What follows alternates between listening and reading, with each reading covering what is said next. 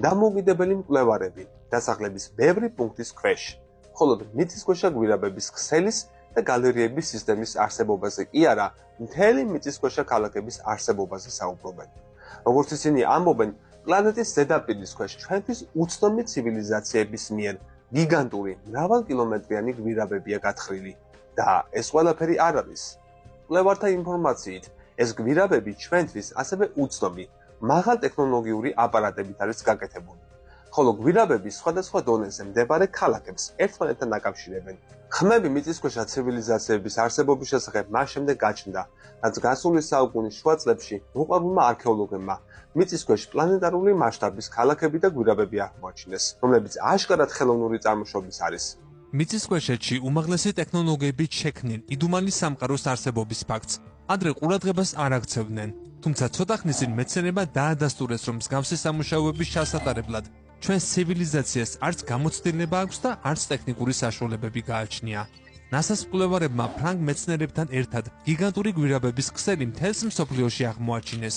ევროპაში, ციმბირში, ტიან-შანის მთებში, ჩინეთში, საჰარის უდაბნოში და სამხრეთ ამერიკაში. ამასთან აქ საუბარი ძველი ქალაქის ნანგრევების აღმოჩენაზე კი არ არის, რომელიც ერთ დროს დედამიწის ზედაპირზე არსებობდა, არამედ სწორედ მიწისქვეშა გვირაბებზე და ნაგებობებზეა.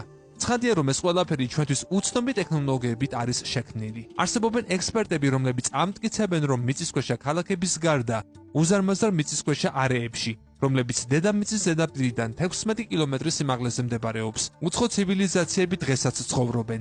ისინი ადამიანებისადმი უფრო ხშირად ნეიტრალურად არიან განწყობილნი. კონსპიროლოგთა აზრით, მსოფლიოს გავლენიანი ქვეყნების ხელისუფლებები და მეცნიერები ამის შესახებ ყოველთვის დუმილს ამჯობინებენ.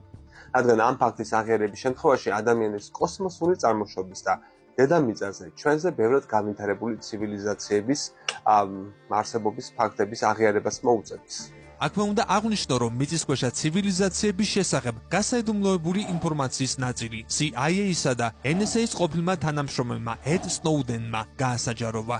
მან 2013 წელს საიდუმლო ფაილები The Guardian და The Washington Post გადასცა და ქვეყნიდან გაიქცა. თუმცა ოფიციალურმა მედია საშუალებებმა ყველაფერი გააკეთეს იმისთვის, რომ საზოგადოებას ამ ინფორმაციისთვის ყურადღება არ მიექცია. სნოუდენს დაუსწრებლად წარედგინა სამშობლოს ღალატისა და ჯაშუშობის ბრალდება და დღემდე იძებნება ინტერპოლის მიერ. გამოიწერე კოდის YouTube არხი. ნახე უამრავი საინტერესო ვიდეო სხვადასხვა თემაზე.